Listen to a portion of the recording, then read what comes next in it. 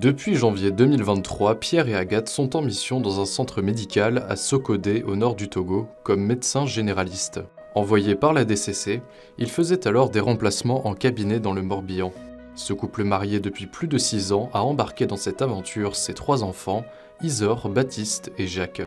Un projet motivé par leur foi qu'ils espèrent fortifier à travers le service. On avait beaucoup reçu dans notre jeunesse, donc là on avait décidé de donner 1 an d'engagement plein au service des autres. Donc on a mis nos compétences médicales à la disposition de la délégation catholique pour la coopération, la DCC, qui nous a envoyés au Togo pour 1 an. Si Pierre et Agathe avaient déjà exercé comme médecins 6 mois en Nouvelle-Calédonie et à La Réunion, ils font face ici à de nouveaux défis comme médecins et comme parents. Les craintes, on n'en avait pas forcément, à part l'éloignement de la famille et des amis. Mais ça, c'était inhérent au fait de partir en mission. Il y a des difficultés plutôt liées à la mission, à notre mission de médecin. Le fait que les patients payent tous leurs soins. Donc du coup, il y a des patients qui vont pas pouvoir être soignés parce qu'ils manquent d'argent. Et on est aussi confronté fréquemment au décès de patients qui sont jeunes, parfois même des enfants. C'est parfois brutal et on sait qu'en France, ça se serait passé différemment.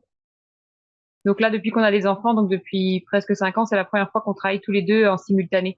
D'habitude, il y en avait un qui gérait la maison et l'autre le travail. Donc c'est assez enrichissant parce qu'on voit comment l'autre est dans sa pratique. Par exemple, je me rends compte que Pierre a beaucoup de facultés pour apprendre les langues étrangères. Donc le Kotokoli, là, c'est la langue locale d'ici. Donc il prend plaisir et puis il se force à bien apprendre la langue. Je ne sais pas si c'est la mission en soi qui nous renforce à ce niveau, mais ça crée... Oui, ça crée quelque chose de nouveau, ça renforce les liens. Et sinon, après, il n'y a pas vraiment de difficultés dans la vie quotidienne et familiale. Ce sont plutôt on va dire des adaptations du quotidien.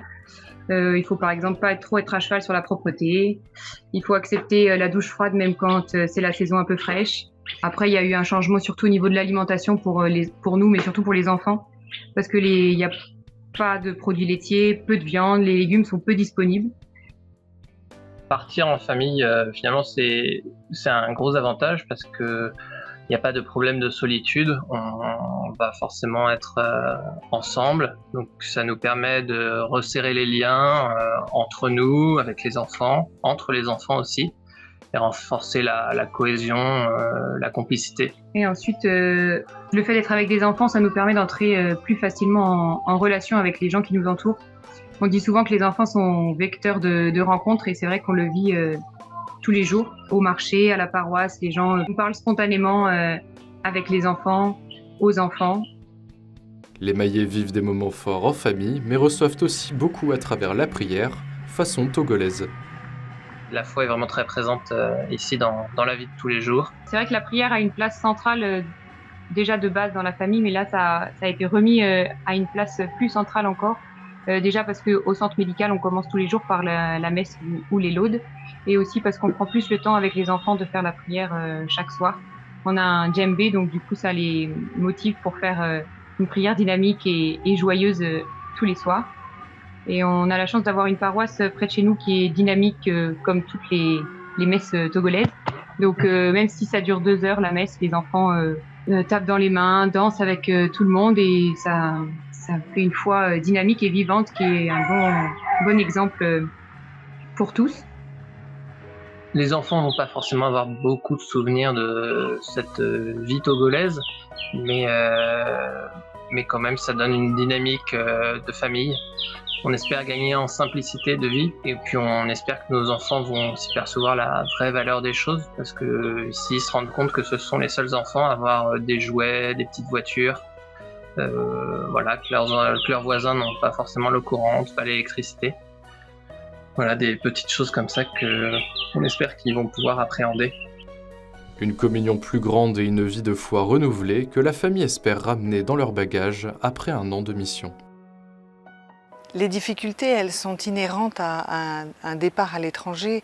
On a la rencontre interculturelle qui est souvent décapante, déroutante, parce que le rapport entre les hommes et les femmes, le rapport à l'enfant à l'école, la nourriture, etc.